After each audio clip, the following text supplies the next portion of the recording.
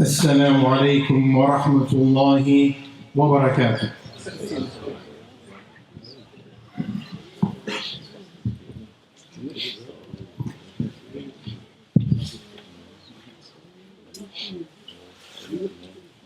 الله أكبر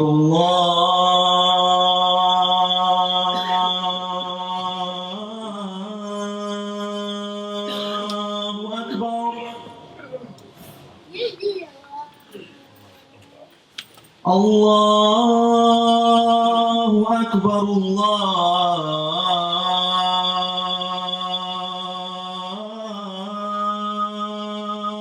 أكبر.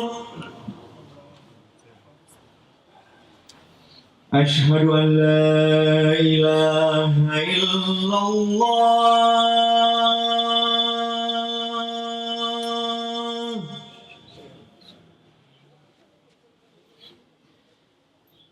أشهد أن لا إله إلا الله.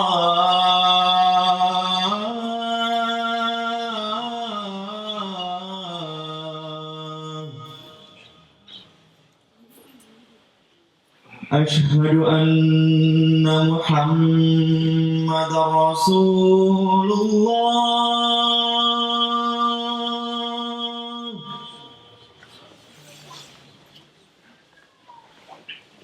أشهد أن محمدًا رسول الله.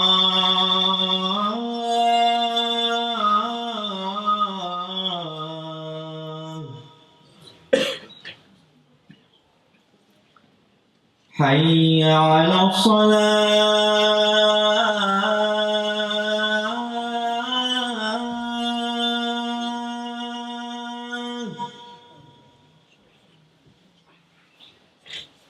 حي على الصلاة.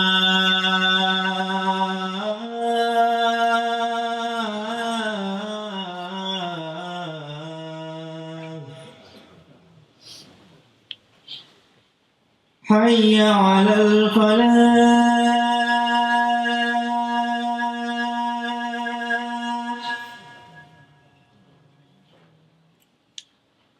حي على الفلاح.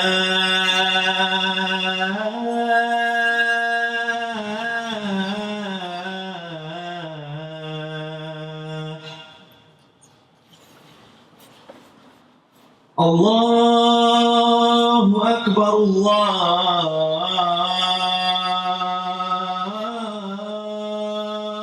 أكبر. لا إله إلا الله.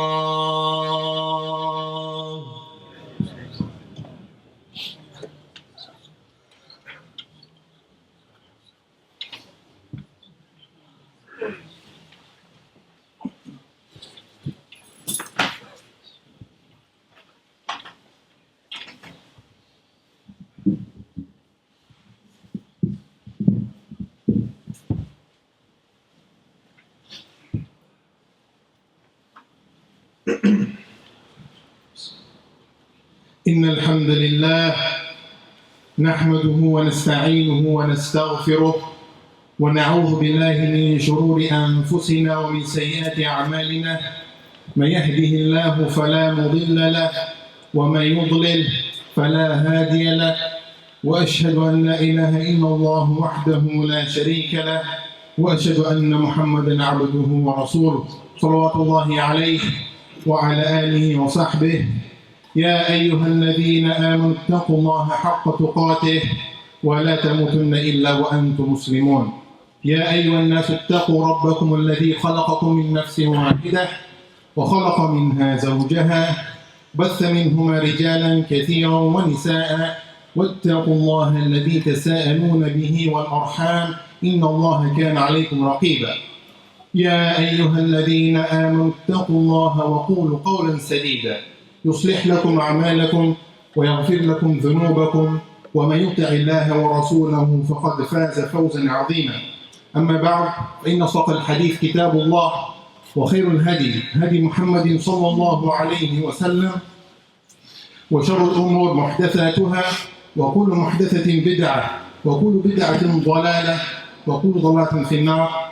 إخوة الكرام وأخوات السيدات، السلام عليكم ورحمة الله وبركاته. يا عباد الله، فإن من أنفس القرب وأجل الطاعات وأعلاها منزلة وأعظمها بركة وعمها نفعا في الدنيا وفي الآخرة صلة الأرحام. والأرحام هم أقارب الرجل نفسه كأمه وأبيه وابنه وابنته وأخته وأخيه، وكل من كان بينه وبينه صلة من قبل أبيه أو أمه أو ابنه أو ابنته. وقد أوصى الله تعالى بصلة الأرحام وجعل الوصية بصلة الأرحام قرينة الوصية بالتقوى.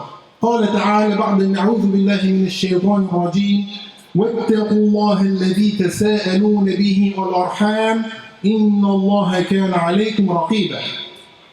أي اتقوا الله بفعل طاعته وترك معصيته، واتقوا الأرحام أن تقطعوها لكن صلوها وبروها، كما قال ابن عباس رضي الله عنهما وغير واحد من السلف.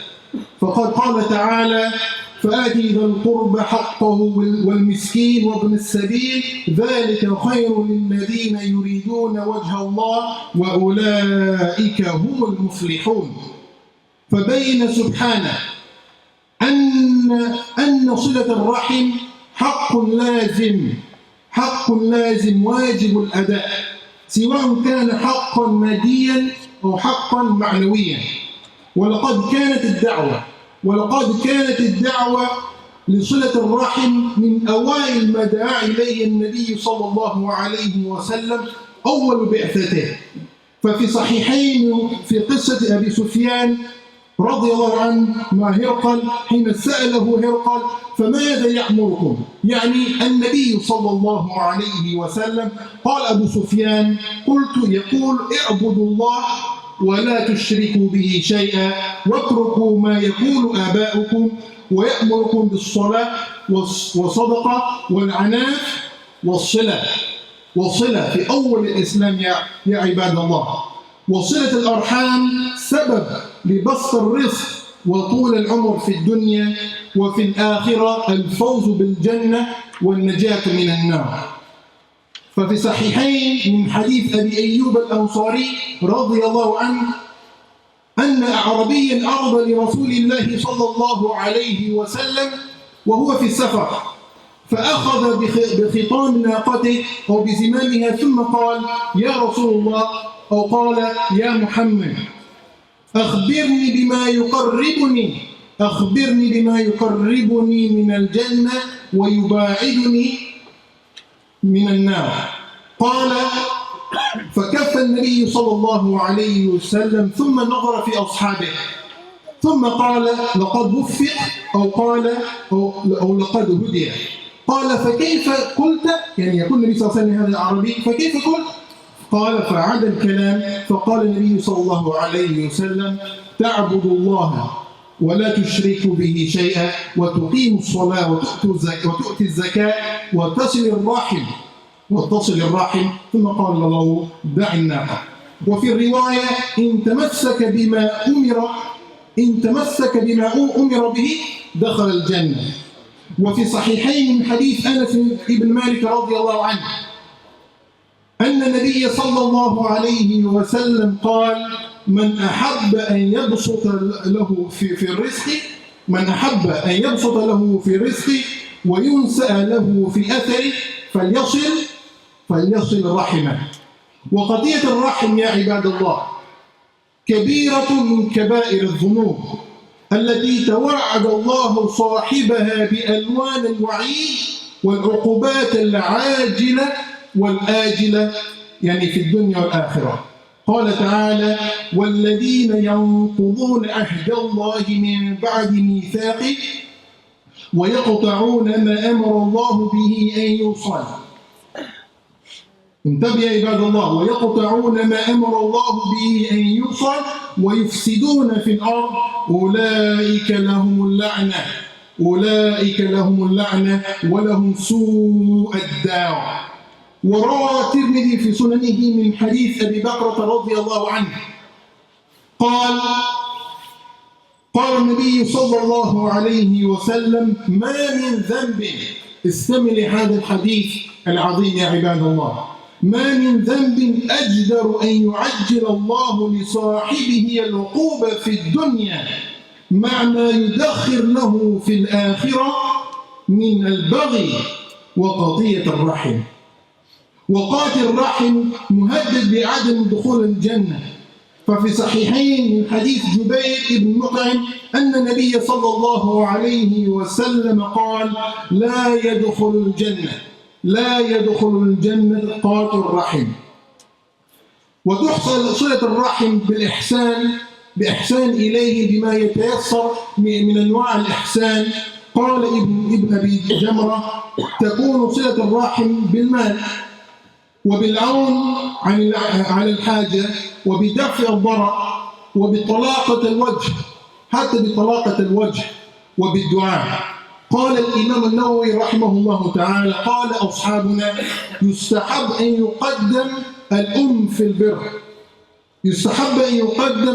البر، ثم الأب، ثم الأولاد، ثم الأجداد والجدات، ثم الإخوة والأخوات، ثم سائر المحارم من ذوي الأرحام كالأعمام والعمات والأخوال والخالات، ويقدم الأقرب فالأقرب إلى آخر ما قال. وقد رواه الحاكم في المستدرك من حديث أبي رمثة قال: انتهيت إلى النبي صلى الله عليه وسلم فسمعته يقول: بر أمك وأباك وأختك وأخاك ثم أدناك. والصدقة على ذي الرحم تضاعف لصاحبها. رواه الترمذي في سننه من حديث سلمان بن عامر أن النبي صلى الله عليه وسلم قال: الصدقة على المسكين صدقة، وهي على ذي الرحم ثنتان: صدقة وصلة. أقول قولي هذا واستغفر الله لي ولكم فاستغفروه وتوبوا إليه إنه هو الغفور الرحيم.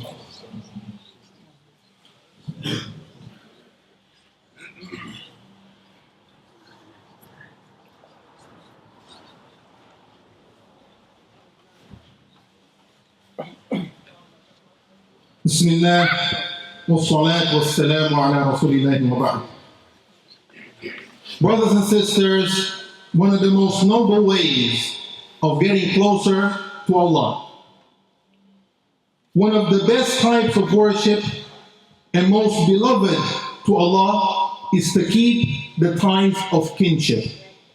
There is no doubt from amongst those family members that you are obligated to keep ties of kinship with.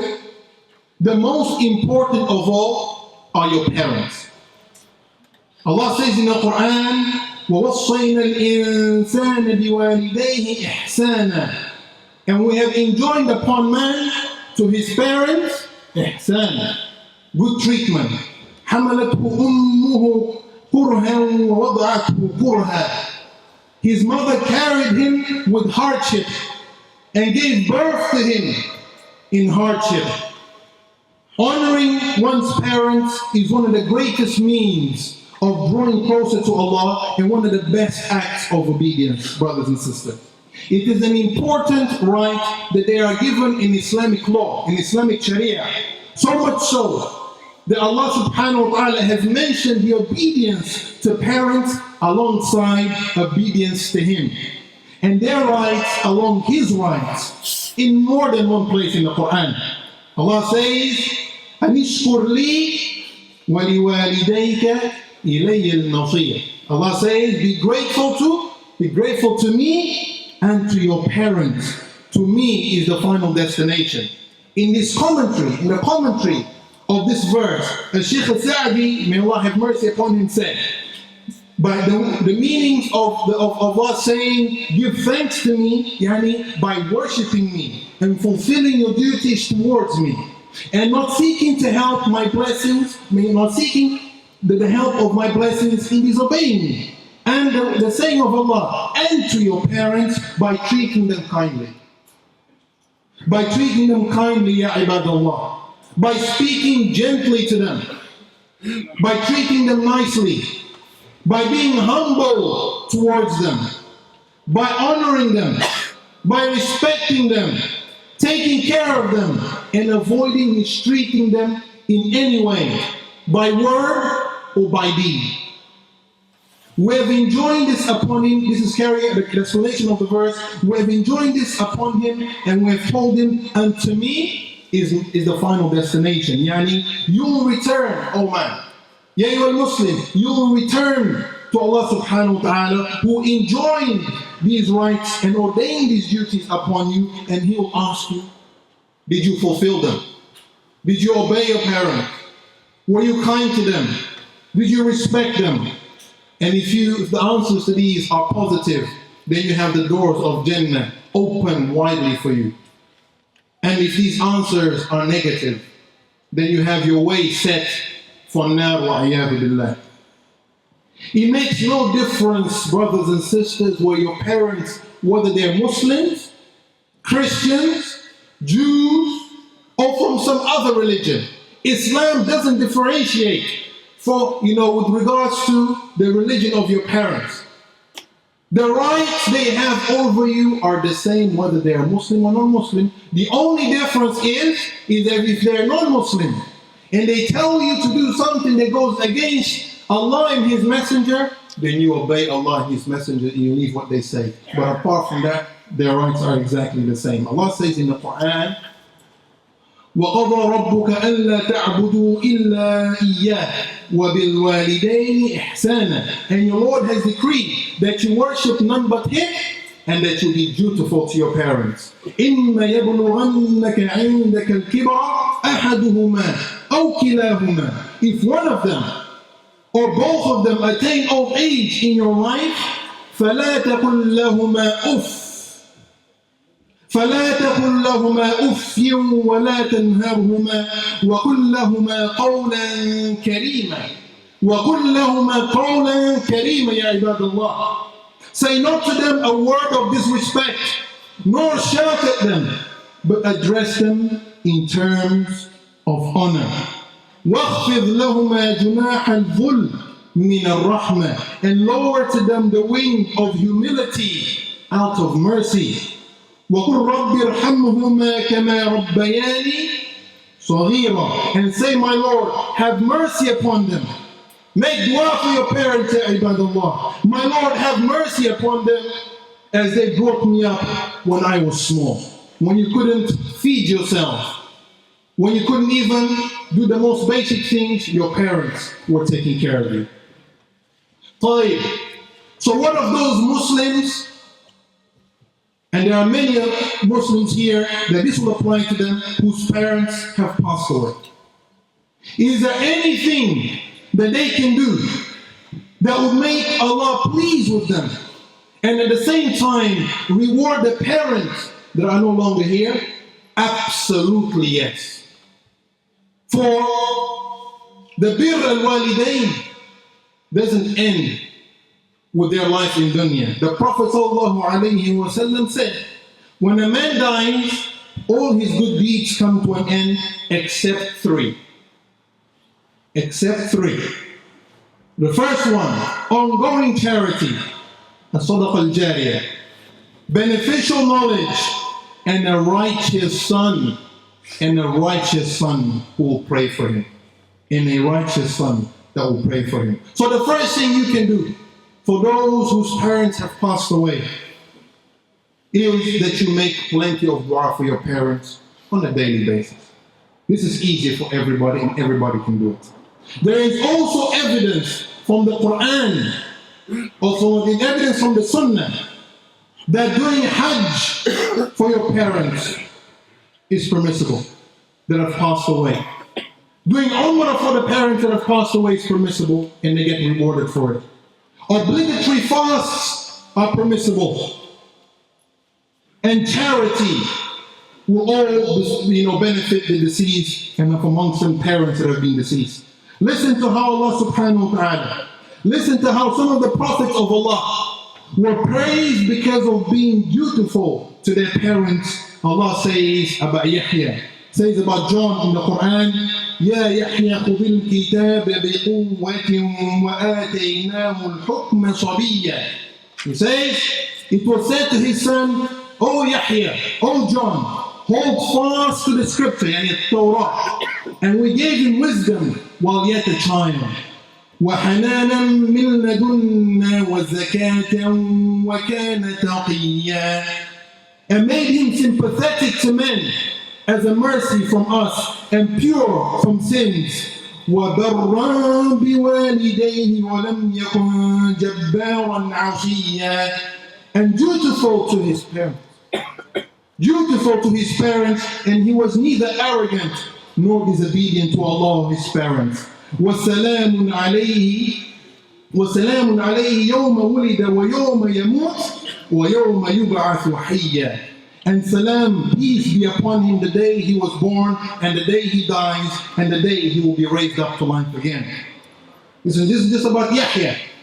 If you look at the seerah of every Anbiya, every prophet and messenger, you'd see they have one thing in common, is obedience to their parents. Allah says about Prophet Isa alayhi salam, قال إني عبد الله آتاني الكتاب وجعلني نبيا.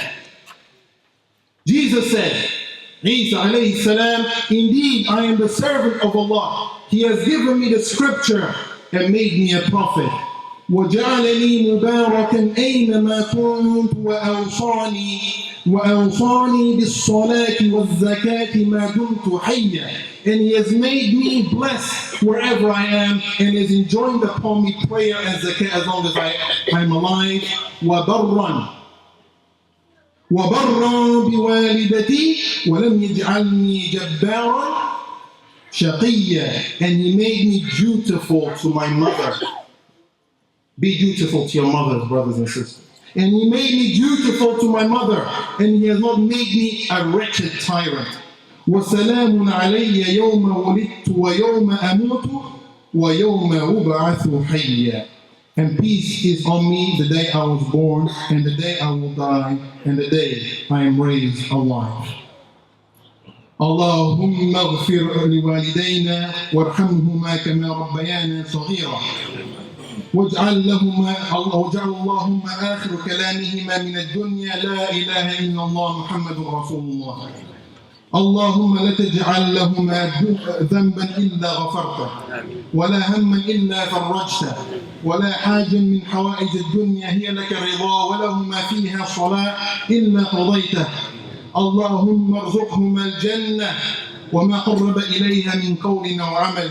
اللهم اجعلهما من الذاكرين لك والشاكرين لك وطاعين لك. وأقيموا الصلاة إن الصلاة تنهى عن الفحشاء والمنكر.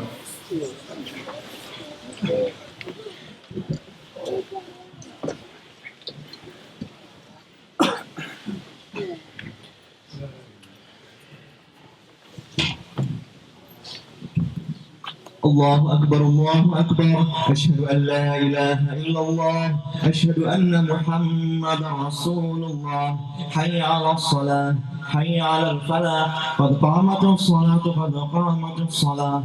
الله أكبر الله أكبر. لا إله إلا الله. Brothers and sisters, we have an extraordinary number of people in the mosque today, so please can I ask you, to take a step forward to allow people that have just come in the ability to pray with us. So just take one small step forward and accommodate your brothers and sisters. And for those brothers and sisters that are praying in the hallways, please do not pray in the hallways. If there's a space, please pray upstairs or try to come in the main hall. There's still a few spaces dotted around. Jazakumullah khair.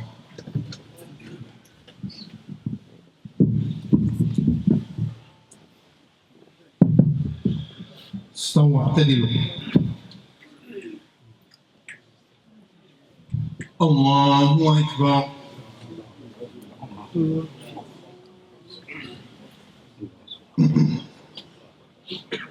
الحمد لله رب العالمين الرحمن الرحيم مالك يوم الدين إياك نعبد وإياك نستعين اهدنا الصراط المستقيم صراط الذين أنعمت عليهم غير المغضوب عليهم ولا الضالين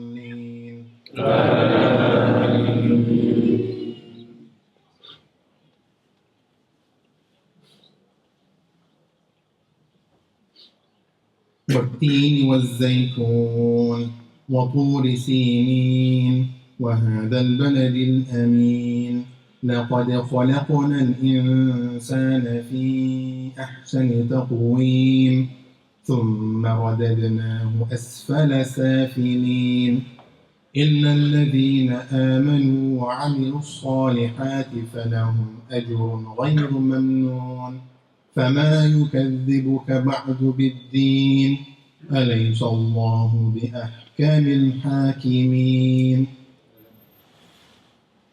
الله أكبر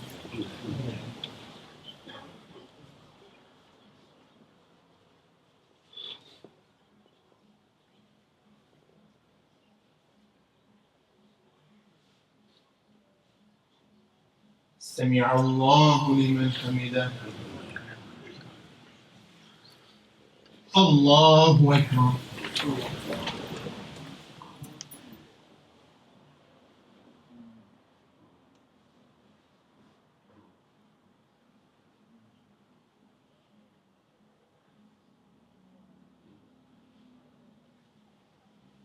الله أكبر الله أكبر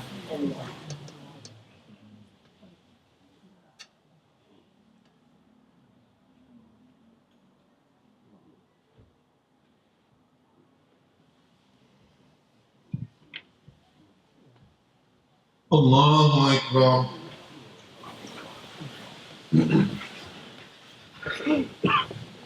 الحمد لله رب العالمين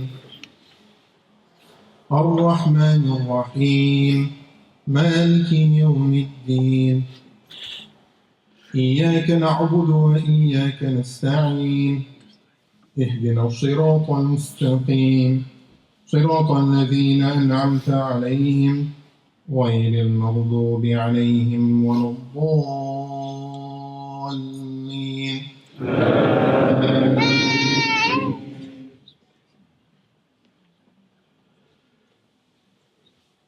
والعصر إن الإنسان لفي خسر إلا الذين آمنوا وعملوا الصالحات وتواصوا بالحق وتواصوا بالصبر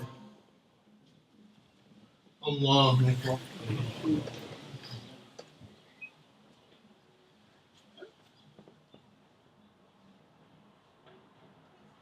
سمع الله لمن حمده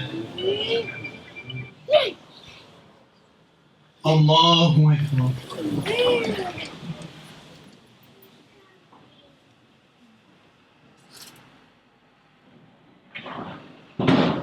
الله أكبر الله أكبر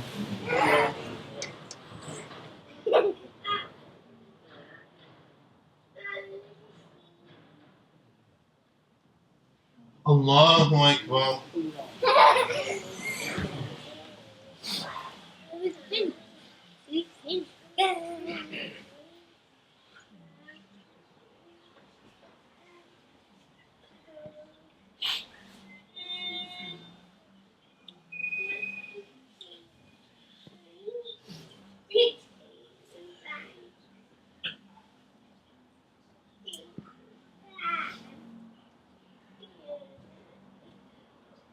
السلام عليكم ورحمة الله السلام عليكم ورحمة الله